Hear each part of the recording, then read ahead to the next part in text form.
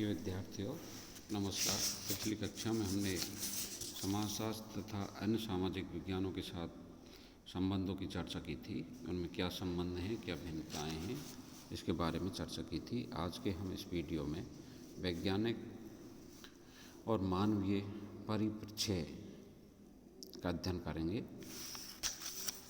कि वैज्ञानिक और मानवीय परिप्रेक्ष्य क्या है और समाजशास्त्र का पर्सपेक्टिव क्या है, इसके बारे में हम अध्ययन करेंगे। सभी सामाजिक विज्ञान समाज या उसके विभिन्न पक्षों का अध्ययन करते हैं, तो उनमें अंतर क्या है, वे कौन सी विशेषताएं एवं लक्षण हैं जो एक विज्ञान को दूसरे विज्ञान से भिन्न तथा विशिष्ट बनाती है। इन सभी प्रश्नों का एक ही उत्तर है कि विभिन्न विज्ञानों के अध्ययन की दृष्टि, परिप्रेक्ष्य तथा संदर्भ आदि अलग अलग होती है। एक ही तथ्य का अध्ययन विभिन्न विज्ञान करते हैं, उस समय उनके देखने की दृष्टि भिन्न भिन्न होती है। समाज से संबंधित पहलुओं का अध्ययन करने के लिए विभिन्न विज्ञानों का विकास हुआ है। आर्थिक तथ्यों तथा घटनाओं के अध्ययन के लिए अर्थशास्त्र विषय की व्यवस्था की गई है। राजनीतिक तथ्यों तथा घटनाओं का अध्ययन करने के लिए राजनीतिक शास्त्र, प्रशासनिक घटनाओं के लिए प्रशासन शास्त्र, सामाजिक व्यवस्था, अव्यवस्था और उनमें होने वाले परिवर्तनों का अध्ययन करने के लिए समाजशास्त्र आदि विषयों का समय समय पर विकास हुआ है। इन विभिन्न विज्ञानों का परिप्रेक्ष्य अलग अलग है, जो इन्हें एक दूसरे से भिन्न तथा विशिष्ट बनाता है।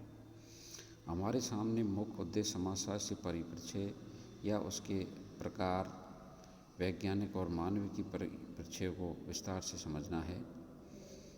इसकी व्याख्या अनेक प्रकार से की जा सकती है। समाजशास्त्रीय परिप्रेक्ष्य या दृष्टिकोण की विस्तार से विवेचना करने से पहले हम परिप्रेक्ष्य का अर्थ समझने का प्रयास करेंगे और उसके उपरांत समाजशास्त्रीय, वैज्ञानिक तथा मानवीय परिप्रेक्ष्य का विवेचन करेंगे। तो सबसे पहले हम समझेंगे परिप्रेक्ष्य या पर्सपेक्टिव का अर्थ और परिभाषा, meaning and definition of perspective. कि परिप्रेक्ष्य का अर्थ और उसकी परिभाषा क्या है। परिप्रेक्ष्य अंग्रेजी के शब्द पर्सपेक्टिव का हिंदी रूपांतर है, जो लैटिन भाषा के पर्सपेक्ट से व्युत्पन्न हुआ है, जिसका अर्थ है सीन थ्रू, अर्थात आदोपांत, अर्थात ऊपर से नीचे तक देखना। सरल भाषा में परिप्रेक्ष्य का अर्थ है एक ओर से दूसरी ओर तक देखना अथवा निरीक्षण करना। विज्ञानों में परिप्रेक्ष्य का अर्थ आदि से अंत तक अन्वेषण या परीक्षण करना है। परिप्रेक्ष्य क्रमबद्ध तथा व्यवस्थित अध्ययन करने का दृष्टिकोण है। परिप्रेक्ष्य विचार करने या घटना को समझने तथा व्याख्या करने की दृष्टि से, इसलिए इसे अध्ययन का दृष्टिकोण भी कहते हैं। किसी भी तथ्य अथवा घटना के अनेक गुण तथा प्रभाव होते हैं। ये इतने विस्तृत तथा व्यापक होते हैं कि किसी एक विषय के द्वारा इनका अध्ययन करना संभव नहीं है। एक ही घटना के अध्ययन के अनेक पक्ष होने के कारण अवलोकन, तथ्य संकलन, वर्गीकरण, सारणीकरण तथा विश्लेषण करने के लिए उन्हें निश्चित सीमा में बांधना आवश्यक होता है। इसी उद्देश्य की पूर्ति के लिए घटना के विभिन्न संदर्भों का वर्गीकरण किया गया है तथा एक संदर्भ या अध्ययन का दृष्टिकोण एक विज्ञान के अंतर्गत रखा गया है। उसकी अध्ययन की सीमा निश्चित की गई है, जिसे परिधि कहते हैं। विभिन्न भिन्न विज्ञानों की संदर्भ परिधि विशिष्ट तथा सीमित है। समाजशास्त्रीय परिप्रेक्ष्य का अर्थ एवं परिभाषा, meaning and definition of sociological perspective. समाजशास्त्र में परिप्रेक्ष्य और दृष्टिकोण परिधि शब्दों का प्रयोग पर्यायवाची अर्थों में किया गया है। इसकी परिभाषा निम्नलिखित हैं। थियोडोरसन तथा थियोडोरसन ने ए डिक्शनरी ऑफ सोशियोलॉजी में लिखा है। थियोडोरसन की बुक से है ए डिक्शनरी ऑफ सोशियोलॉजी में उन्होंने लिखा है, मूल्य, विश्वास, अभिवृत्ति तथा अर्थ व्यक्ति को संदर्भ और दृष्टिकोण प्रदान करते हैं, जिनके अनुसार वह परिस्थिति का अवलोकन करता है, परिप्रेक्ष्य कहलाता है। तो ये बात आपकी समझ में आ गई होगी कि मूल्य विश्वास, हमारे समाज के जो मूल्य होते हैं, जो विश्वास होते हैं, जो अभिवृत्ति अर्थात जो सोच होती है, वो व्यक्ति को एक दृष्टिकोण, इस संदर्भ प्रदान करते हैं जिसके अनुसार वो परिस्थिति का अवलोकन करता है, जिसके अनुसार वो परिस्थिति या घटना का अवलोकन या अध्ययन करता है। इनके अनुसार व्यक्ति का परिचय उसके संदर्भ पर आधारित होता है। ई चेनॉय ने अपनी पुस्तक सोशोलॉजिकल पर्सपेक्टिव में लिखा है कि किसी भी विषय का परिचय उसमें प्रयोग किए जाने वाले अवधारणाओं से मालूम किया जा सकता है। आपका ये भी कथन है कि कोई विषय या विज्ञान क्या है इसे समझना है तो उस विषय अथवा विज्ञान के मौलिक प्रत्ययों अवधारणाओं के आधार पर समझा जा सकता है। इनके अनुसार अगर हम किसी विज्ञान की अवधारणा की परिभाषा करते हैं तो उसका अर्थ ये है कि हम उस विज्ञान की प्रकृति तथा परिप्रेक्ष्य की सीमाओं की परिभाषा कर रहे हैं। चेनॉय ने डबल रोटी के उदाहरण द्वारा परिप्रेक्ष्य की व्याख्या की है। डबल रोटी का अध्ययन विभिन्न परिप्रेक्ष्यों के द्वारा किया जाता है।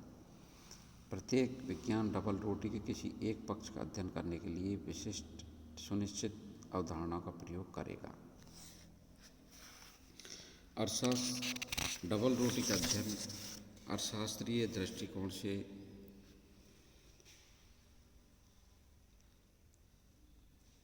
करेगा।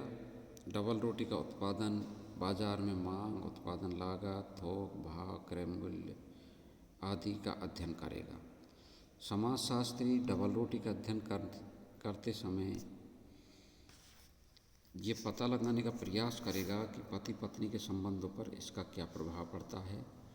अगर पत्नी डबल रोटी को पति के मनपसंद या स्वाद के अनुसार नहीं सेक पाती है तथा पति नाराज़ हो जाता है, पति पत्नी में झगड़ा हो जाता है, कहासुनी हो जाती है, तो इससे परिवार की सामाजिक व्यवस्था बिगड़ जाती है। ये सब अन्वेषण करने का दृष्टिकोण समाजशास्त्री का होगा। एंगल्स ने व्हाट इज सोशलॉजी में समाजशास्त्री परिप्रेक्ष्य की विवेचना की है। विवेचना अर्थशास्त्र, राजनीति विज्ञान, इतिहास, मनोविज्ञान और मानव शास्त्र के संदर्भ में की है, जो निम्नलिखित है। अर्थशास्त्र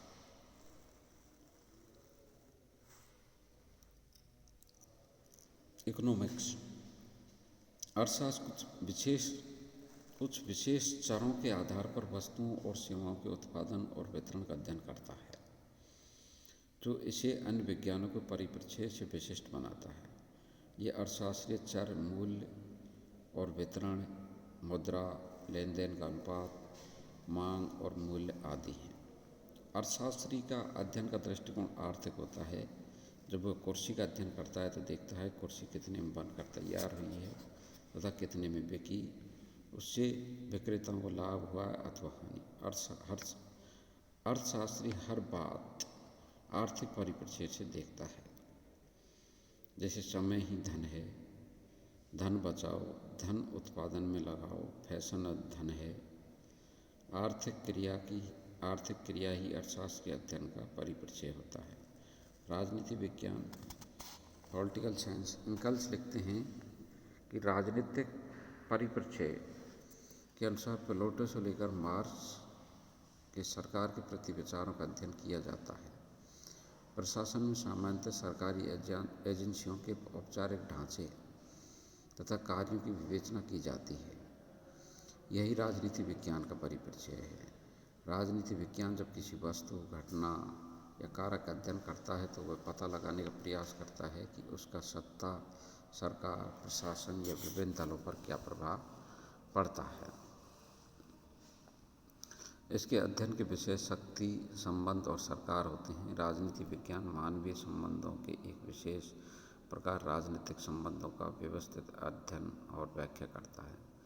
राजनीति विज्ञान मानव की केवल उन क्रियाओं का अध्ययन करता है जो राज्य, सरकार, शक्ति संरचना, प्रशासन आदि से संबंधित होती हैं।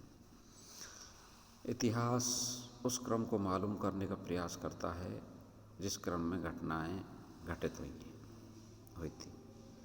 ये व्यवहार को समय के अनुसार क्रमबद्ध और व्यवस्थित करता है। इतिहास अपने को भूतकाल इसमें भी जितना प्राचीनतम संभव हो के अध्ययन तक सीमित रखता है। इतिहास का संबंध अतीत की घटनाओं से होता है। इतिहास मानव जब से नगरों में रह रहा है और सभ्यता का विकास हुआ है, तब से इनका सही वर्णन करने का प्रयास करता है।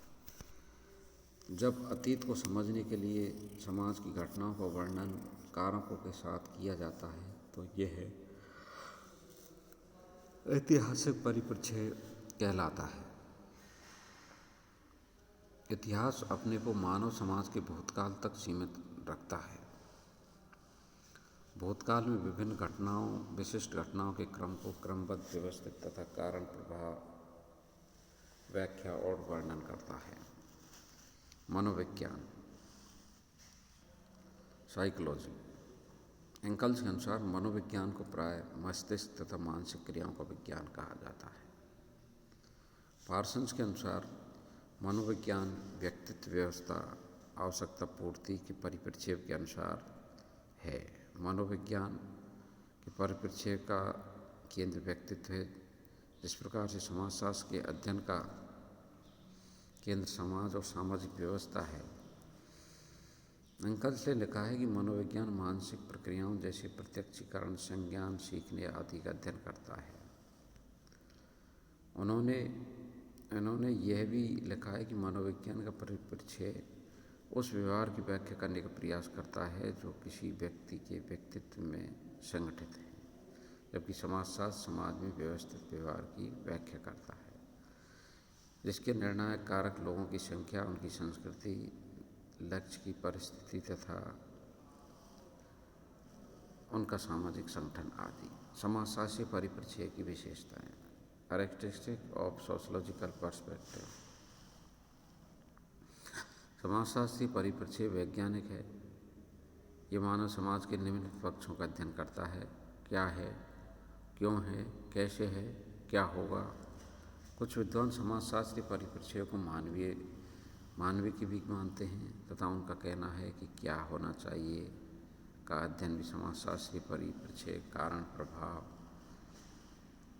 प्रायोगिक, अनुभविक और सार्वभौमिक आधार पर होता है, इसलिए ये वैज्ञानिक है। समाजशास्त्रीय परिप्रेक्ष्य के दो पक्ष हैं। प्रथम पक्ष सामाजिक अंतःक्रिया, सामाजिक संबंध, सामाजिक प्रक्रियाएं, सामाजिक समूह, सामाजिक संस्थाएं व समाज हैं। इनकी व्यवस्था, अव्यवस्था, सहयोग, संघर्ष, एकीकरण, विघटन एवं सामाजिक परिस्थितियों के परिवर्तनों का अध्ययन करता है।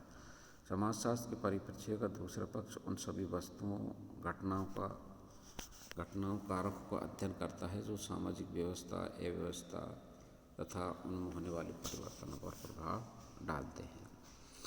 समाजशास्त्रीय परिप्रेक्ष्य। तीसरा, समाजशास्त्रीय परिप्रेक्ष्य सामाजिक प्रघटनाओं, कारकों, आंकड़ों, तथ्यों आदि की विवेचना सामाजिक व्यवस्था के संदर्भ में करता है। चौथा, समाजशास्त्रीय परिप्रेक्ष्य अंतःक्रियाओं, प्रक्रियाओं, सामाजिक संबंधों, व्यवहारों, समूह तथा समाज आदि का वर्णन तथा व्याख्या समाज को एक पूर्ण इकाई मानकर करता है। पांचवा, समाजशास्त्रीय परिप्रेक्ष्य सामाजिक तथ्यों पर आधारित होता है। समाजशास्त्रीय परिप्रेक्ष्य का नियंत्रण, निर्देशन तथा संचालन समाजशास्त्रीय सिद्धांत करते हैं। सिद्धांत निश्चित करते हैं कि घटना से संबंधित कौन कौन से तथ्य समाजशास्त्रीय अध्ययन से संबंधित हैं तथा कौन कौन से संबंधित नहीं हैं। अवधारणाओं के आधार पर समाजशास्त्रीय परिप्रेक्ष्य को मालूम किया जा सकता है। प्रत्येक विज्ञान की विशिष्ट भाषा होती है। समाजशास्त्र की भी विशिष्ट भाषा है। इसमें अनेक शब्द सामान्य बोलचाल के काम में लिए जाते हैं, जिनका अर्थ इस शास्त्र में परिप्रेक्ष्य के अनुसार स्पष्ट और सुनिश्चित कर दिया जाता है। अतः निष्कर्ष में हम कह सकते हैं कि समाजशास्त्रीय परिप्रेक्ष्य के आधार अवधारणाएं, तथ्य, चर, उपकल्पना, सिद्धांत आदि हैं। तो विद्यार्थियों, आज के लिए इतना ही। समाजशास्त्रीय परिप्रेक्ष्य को समझने तक सीमित है। नमस्कार। कल हम समाजशास्त्रीय मानविकी परिप्रेक्ष्य और वैज्ञानिक परिप्रेक्ष्य के बारे में चर्चा करेंगे। धन्यवाद, नमस्कार।